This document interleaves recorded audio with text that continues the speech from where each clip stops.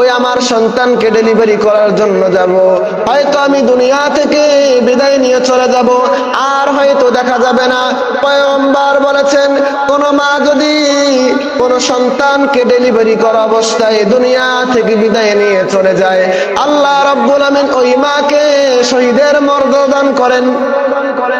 আরো জোরে বলি সুবহানাল্লাহ।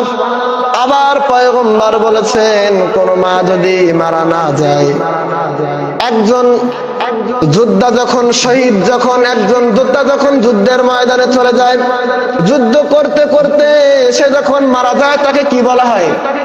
তাকে শহীদ বলা হয়। আবার সে যখন যুদ্ধের ময়দান থেকে বেঁচে ফিরে আসে, তাকে কি বলা হয়? গাজী বলা হয়। পয়গম্বর বলেন, কোন মা যখন তার সন্তান ডেলিভারি করা অবস্থায় বেঁচে থেকে বেঁচে ফিরে আসে, আল্লাহ রাব্বুল আমিন তাকে গাজী মা হিসাবে ঘোষণা দেন। আরো জোরে বলে সুবহানাল্লাহ। তাহলে মায়ের সম্মান কয় গুণ? মায়ের সম্মান আল্লাহ রাব্বুল আমিন 3 গুণ দিয়েছেন। এই জন্য আল্লাহ রাব্বুল আমিন বলেন, ওয়া বিল ওয়ালিদাইনি ইহসানা। ও দুনিয়ার সন্তানেরা, তোমরা তোমাদের পিতামাতার খেদমত করো, কারণ তোমার মা তোমাকে দুনিয়াতে আনা, তোমাকে দুনিয়াতে আনতে গিয়ে হামালাতহু উম্মুহু, তোমার মা কতই না কষ্ট করেছে, ঠিক কিনা বলেন? একজন মা যখন একটা সন্তানকে গর্ভের ভিতরে রাখে, ছোট্ট সন্তান বারবার তার কচি পা দিয়ে মায়ের বুকের ভিতরে লাথি মারে, মায়ের কলিজার ভিতরে লাথি মারে, মাকে বারবার আঘাত করে, মা খাইতে বসে কিন্তু মা খাইতে পারে না। কিন্তু এমন সন্তান রয়েছে, এমন সন্তান, শিক্ষিত সন্তান দুনিয়াতে এসে শিক্ষিত হয়ে আজকে সেই সমস্ত মা বাবাকে কষ্ট দেয়, এরকম কুলাঙ্গার সন্তান আছে না নাই? সুন্দর বউ পেয়ে, সুন্দর বউ শাশুড়ি পেয়ে নিজের মাকে ভুলে যায়, মায়ের কথা ভুলে যায়, বাবার কথা ভুলে যায়। কিন্তু পয়গম্বর হাদিসের ভিতরে বলে দিয়েছেন, হুমা জান্নাতুকা ওয়া নারুক, তোমার মা তোমার জন্য জান্নাত, তোমার বাবা তোমার জন্য জান্নাত, আবার তোমার বাবা তোমার মা তোমার জন্য জাহান্নাম। আপনি আমি যদি মায়ের খেদমত করি, মাকে সম্মান করি, মাকে মাথায় তুলে রাখি, তাহলে আমাদেরকে জান্নাত দিবেন কে? সম্মানিত হাজিরিন, আমি একজন হাফেজ, আমার মায়ের মুখ থেকে আমি এখনো শুনি, আমার মা বলে, বাবা তোকে যখন মাদ্রাসায় ভর্তি করিয়ে দিয়েছি, প্রত্যেকটা বৃহস্পতিবার আমি মা তোর জন্য নফল রোজা রেখে আল্লাহর কাছে দোয়া করেছি, আর বলেছি, আল্লাহ আমার সন্তানকে আপনি হাফেজ বানায় দেন, কোরআনের আলেম বানায় দেন। আজকে আপনি মসজিদের সভাপতি, আজকে আপনি মসজিদের সেক্রেটারি, আজকে আপনি এলাকার মেম্বার, চেয়ারম্যান, এমপি, এটা আপনার কোনো কৃতিত্ব নয়, এটা হচ্ছে মায়ের দোয়া, ঠিক না বলেন? ও দুনিয়ার মানুষ, সেজন্য বলি মাকে কষ্ট দিয়েন না, মায়ের পায়ে ধরে বসে থাকেন, আপনাকে সম্মানিত করবেন কে? আল্লামা দেলাওয়ার হোসেন সাইদি ছিলেন নাকি? দুনিয়া থেকে আল্লাহর বান্দা চলে গিয়েছেন, কিন্তু ওই বান্দা তো সম্মানিত কেন? আমরা তার মুখ থেকে শুনেছি, ওই বান্দা মায়ের পায়ের নিচে বসে থাকতো, বাবার পায়ে ধরে ধরে বসে থাকতো, আর বলতো, বাবা আপনি একটু আমাকে দোয়া করে দেন, আল্লাহ যেন আমাকে সারা বিশ্বে কোরআনের খাদেম হিসেবে কবুল করে নাই।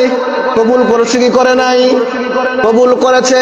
ও পৃথিবীর মানুষ, ও হাতীবান্ধার মানুষ, আপনাদের হাতে ধরি, পায়ে ধরি, মা বাবার সঙ্গে কখনো বেয়াদবি করবেন না, কারণ মা বাবা যদি আপনার বেজার হয়ে যায়, তাহলে বেজার হবেন কে?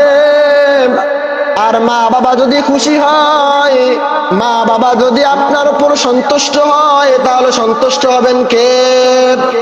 মা বাবার খেদমত করতে হবে, কারণ মা বাবার দাম বাড়িয়ে দিয়েছেন কে? সম্মানিত হাজিরিন, এরপর আল্লাহ বলেন, আবিল ওয়ালিদাইনি ইহসানা, তোমরা তোমাদের পিতামাতার প্রতি ইহসান করো। কি করো? ইহসান করে। ইহসান কাকে বলা হয়? ইহসান বলা হয় তোমার মা যদি তোমাকে 1 গ্লাস পানি খাওয়ায়, তুমি তোমার মা বাবাকে 3 গ্লাস পানি খাওয়াও। সুবহানাল্লাহ বলেন। এটার নাম হচ্ছে ইহসান। তোমার মা বাবা যদি তোমাকে ছোট্টবেলায় একটা সুন্দর পোশাক কিনে দেয়, তুমি এখন বড় হয়েছো, টাকা ইনকাম করতে পারো, এখন তুমি তোমার মা বাবার জন্য 3টা সুন্দর পোশাক কিনে দাও, এটার নাম হচ্ছে ইহসান। আমরা এটা করি? আমরা এটা করি না। শাশুড় কি বলে, শ্বশুর শাশুড়ি, এনাদেরকে এত মহব্বত করি, নিজের মা বাবার সামনে বারবার শ্বশুর শাশুড়িকে আব্বা বলে ডাকি, এরকম আছে না নাই? আব্বা বলে ডাকার কারণে নিজের মা বাবা কষ্ট পায়। এটা অনেক ছেলেই বোঝেই না, জানেই না যে নিজের মা বাবার সামনে অন্য শ্বশুর, হ্যাঁ ওনাদেরকেও সম্মান করতে হবে, ওনাদেরও সম্মান রয়েছে, কিন্তু নিজের মা বাবার সামনে নিজের শ্বশুর শাশুড়িকে বারবার মা বাবা বলে আব্বু বলে ডাকা যাবে না, মা বাবা কষ্ট পাবে। শ্বশুর শাশুড়িকে পেয়ে নিজের মা বাবাকে আমরা বলে যাই, এরকম কাজ আমরা জীবনে করব না। সম্মানিত হাজিরিন, এরপর আল্লাহ বলেন ইম্মা ইয়াবলুগান্না ইনদাকাল কিবারা আহাদুহুমা আও কিলাহুমা ফালা তাকুল লাহুমা উফফিন ওয়া লা তানহারহুমা। আল্লাহ বলে তোমাদের মা বাবা যদি একজন অথবা উভয়, দুইজনেই যদি বাধ্যকতায় পৌঁছে যায়, বৃদ্ধ হয়ে যায়, বুড়া হয়ে যায়, তাহলে তোমরা তাদের ব্যবহারে উফ আহ শব্দ করিও না। কি শব্দ করিও না? উফ ফিউ আহ, এরকম শব্দ বলি কি বলি না? আপনার মা এমন একটা কথা বলেছে, বাবা রাত বাজে 3টা, বাবা আজকে আমাকে পেয়ারা খাইতে মনে চাচ্ছে, এখন আপনি বলেন মা আহা মা এখন বাজে রাত 3টা, আমি কেমন করে তোমার জন্য পেয়ারা নিয়ে আসবো? আল্লাহ বলেন এই উহ শব্দটাই করা যাবে না। এখন দেখেন শব্দও করা যাবে না, আর আপনি আমি এমনও সন্তান রয়েছে মা বাবাকে ধরে পিটায়, আছে না নাই? এমন অনেক নজির রয়েছে, অনেক বিচার আমাদের কাছে আসে, হুজুর একটু আমাদের জন্য দোয়া করেন, আমার সন্তানটার জন্য দোয়া করেন, আমার সন্তান যেন কখনোই আমাদের সঙ্গে বেয়াদবি না করে। আরে এখন যদি হুজুর যদি নিজে গলায়া আপনার সন্তানকে খাওয়া হয়, কোরআনকে গলায় আপনার সন্তানকে শরবত বানায় খাওয়া হয়, তারপরে আপনার সন্তান আপনাকে সম্মান করবে না, কারণ আপনি আপনার সন্তানকে ছোট্টবেলায় শিক্ষা দিয়েছেন, এমন শিক্ষা দিয়েছেন আপনার সন্তান ওই শিক্ষা পেয়ে আজকে বাবাকে চেনে না, মাকে চেনে না। আপনি যদি আপনার সন্তানকে কোরআনের শিক্ষা শিক্ষিত করতেন, আপনার সন্তান কখনোই আপনাকে বৃদ্ধাশ্রমে পাঠাতে দূরের কথা, আপনার সন্তান আপনার দিকে চোখ রাঙায় কথা বলার সাহস পাইতো না। কথা বলেন ঠিক কিনা? কিন্তু আপনি দুনিয়ার সব শিক্ষা দিয়েছেন, কোরআনের শিক্ষা শিক্ষিত করেন নাই। আপনার সন্তানকে আপনি ইংলিশ মিডিয়ামে পড়িয়েছেন, ম্যাথ শিখিয়েছেন, সব শিখিয়েছেন, কিন্তু আপনি আপনার সন্তানটাকে কোরআন শিক্ষা দেন নাই। আপনি যদি আপনার সন্তানটাকে কোরআন শিক্ষা দিতেন, আপনার সন্তান কোরআন পড়তো আর এই আয়াতগুলো তেলাওয়াত করতো, আর নিজে নিজে ভাবতো আল্লাহ রাব্বুল আমিন মা বাবার সম্মান দিয়েছেন, মা বাবার খেদমত করা ফরজ করে দিয়েছেন, মা বাবার সঙ্গে কখনো বেয়াদবি করা যাবে না। এরপর আল্লাহ রাব্বুল আমিন বলেন ওয়াকুল লাহুমা কাওলান কারীমা। আল্লাহ রাব্বুল আমিন পৃথিবীর মানুষদেরকে ডাক দিয়ে বলেন, পৃথিবীর মানুষ, তোমার মা বাবা যখন বৃদ্ধ হয়ে যাবে, তোমার মা বাবা যখন বুড়া হয়ে যাবে, তোমার মা বাবার সঙ্গে তোমরা সুন্দর ব্যবহার করবা, এমন কোন কঠিন ব্যবহার করবা না, এমন কোন শক্ত ব্যবহার করবা না, এমন কোন শক্ত ব্যবহার তোমার মা বাবার সামনে করবা না, তোমার মা বাবা যেন তোমার কথাগুলো বুঝতে না পারে।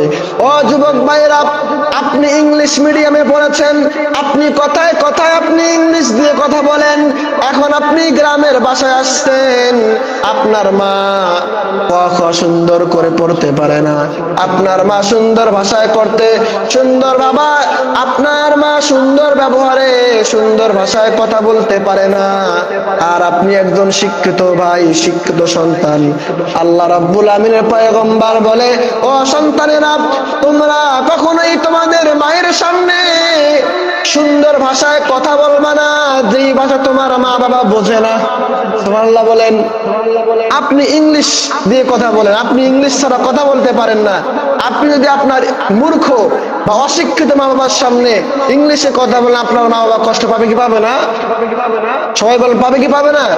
সেজন্য পয়গম্বর বলেছেন মা বাবা যেভাবেই কথা বলে তারা যদি